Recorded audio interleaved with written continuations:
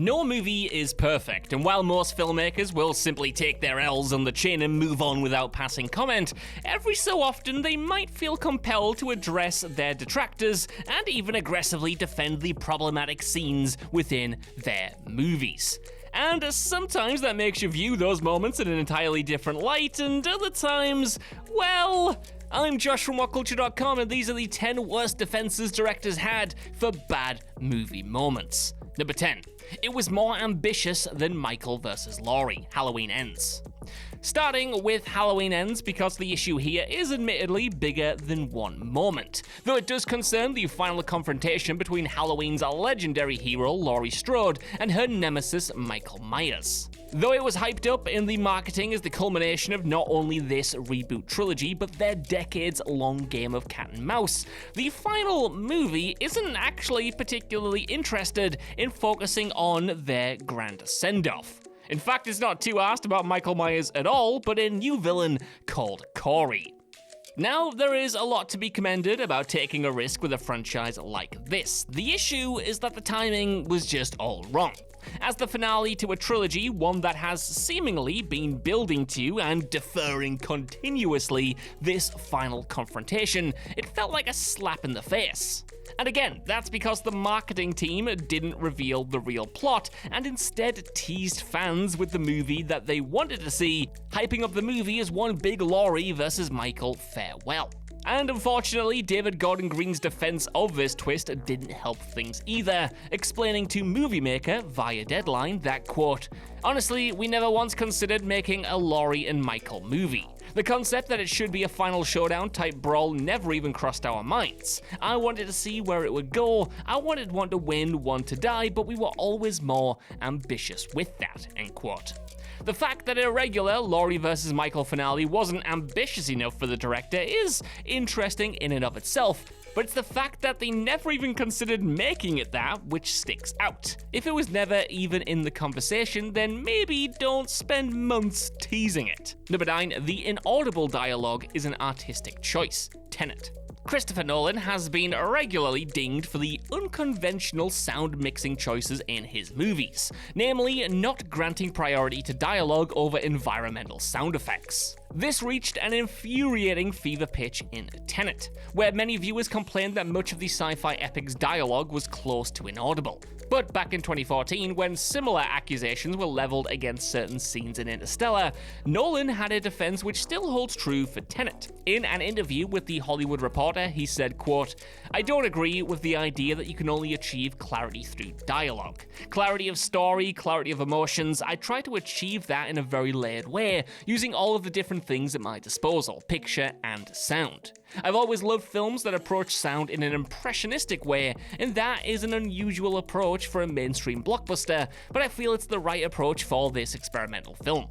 Basically, Nolan's saying that the incoherence is an artistic choice, and needless to say, most viewers didn't have much time for Nolan downplaying the importance of audible dialogue. Number 8, Greedo always shot first, Star Wars: A New Hope.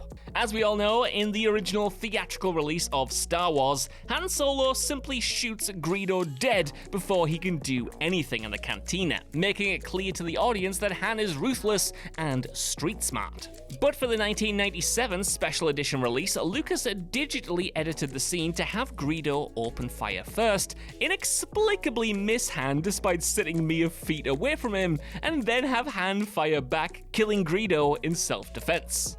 Now, Lucas has of course talked extensively about the Han shot first phenomenon, and in a 2012 interview with The Hollywood Reporter, defended his changes with the bold claim that Greedo actually always shot first. He said, quote, "The controversy over who shot first, Greedo or Han Solo in episode 4, what I did was try to clean up the confusion, but obviously it upset people because they wanted Solo to be a cold-blooded killer, but he actually isn't. It's a defense, alright, but we've seen the original scene where, without any shred of ambiguity whatsoever, Han shoots Greedo dead mid-conversation."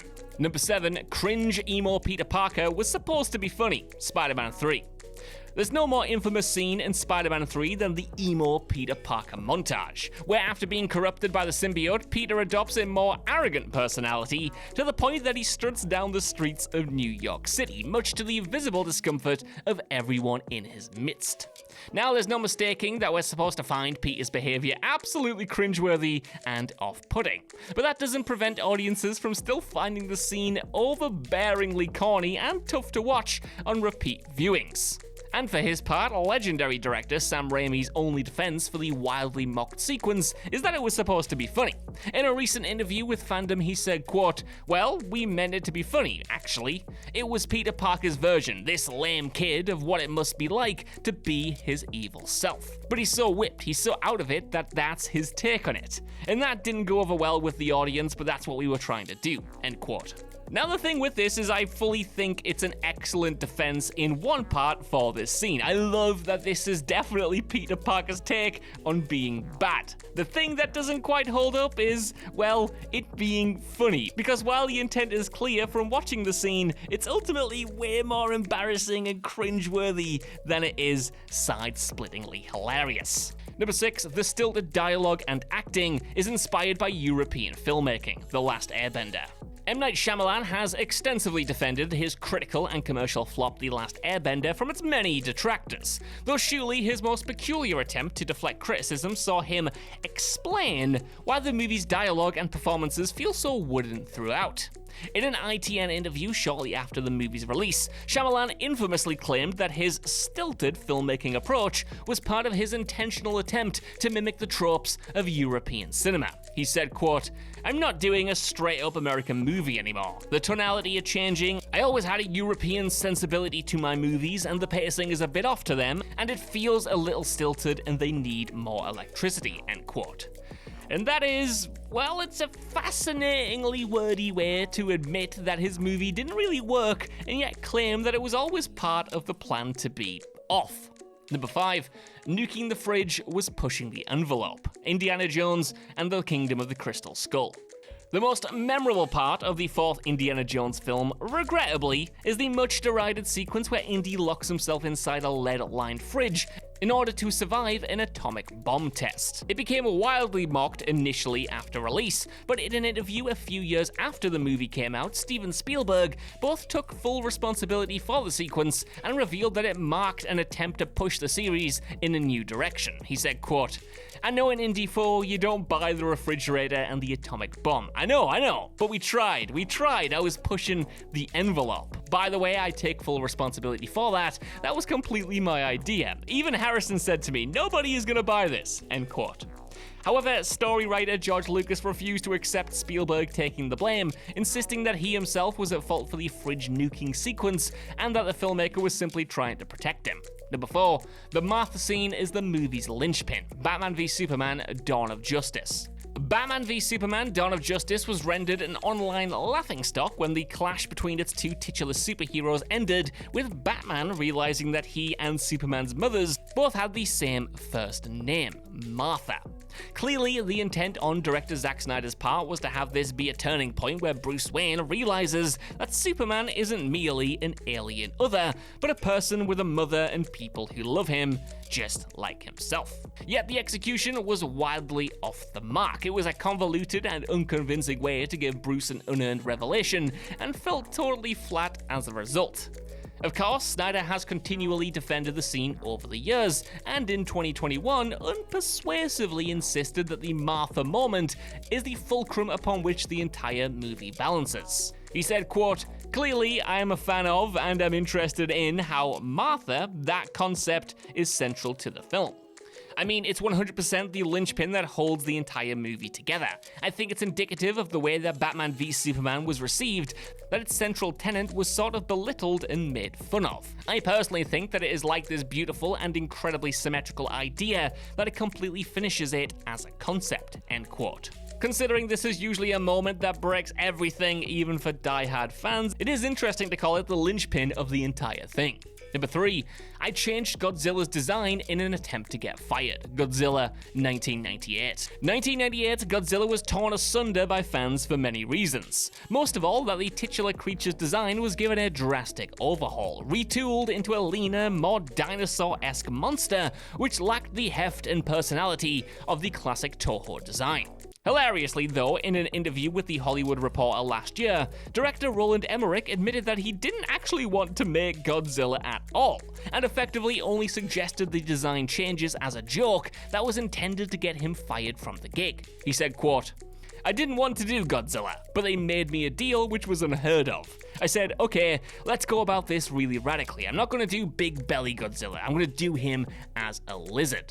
This was supposed to tell everyone that I can't do the movie, but Toho said, "Oh, we'll call this new Godzilla the Hollywood Godzilla. Then we can still do our fat Godzilla," and I said, "Shit," end quote. And like that, Dino Godzilla was unleashed upon the world, so thanks, Roland. Number 2. This shot has never been done before. Kingsman: The Golden Circle. Kingsman: The Golden Circle is a painfully underwhelming movie where it feels like every single idea in writer-director Matthew Vaughn's head was shot and included in the final movie without any sort of critical oversight. Case in point, the film's most infamous scene, which sees Eggsy plant a tracking device on a character named Clara during a hookup at Glastonbury Festival. Now, the scene culminates in Eggsy implanting the tiny tracker inside Clara by using his fingers, to put it as politely as possible. And even if you can ignore the inherent grossness surrounding this entire situation and the implications of it, Vaughn goes one further by actually showing us a close-up CGI glimpse of the tracker nestled inside Clara's cervical canal. The sequence proved wildly controversial with critics and viewers alike, enough that Vaughn felt compelled to defend it to The Independent, saying, quote, "I was laughing and thought no one had done a shot like this before. We figured it out and thought, let's do it. Right now, the world has become so sterilized. For just 1 second, I want people to go, oh my god, or laugh, to find it funny, or to not laugh and move on," end quote. And to paraphrase the great Dr. Ian Malcolm, you were so preoccupied with whether or not you could that you didn't stop to think if you should. Number 1, the CGI is awful on purpose. The Flash. One of the biggest complaints about The Flash is the regularly atrocious quality of its VFX. From the opening sequence in which Barry rescues a fleet of falling babies to his various trips to the Chrono Bowl and the final battle, the movie is awash in gaudy plastic-looking CGI that's a genuine eyesore to look at. But when the director was grilled about the film's unique aesthetic during its press tour, he responded that the effects were supposed to look like that. Speaking of the baby sequence in particular, he said to IO9, quote, "The idea, of course, is we're in the perspective of the Flash. Everything is distorted in terms of lights and textures. We enter this water world, which is basically being in Barry's POV. It was part of the design, so if it looks a little weird to you, that was intended," end quote. And well, that's one explanation, I suppose, though I don't think anyone is buying it. So, that's our list. I want to know what you guys think down in the comments below. What do you think of these movie excuses, and are there any other strange ones I've missed off here? Let me know, and while you're down there, if you could, please give us a like, share, subscribe, and head over to whatculture.com for more lists and news like this every single day. Even if you don't, though, I've been Josh. Thanks so much for watching, and I'll see you soon.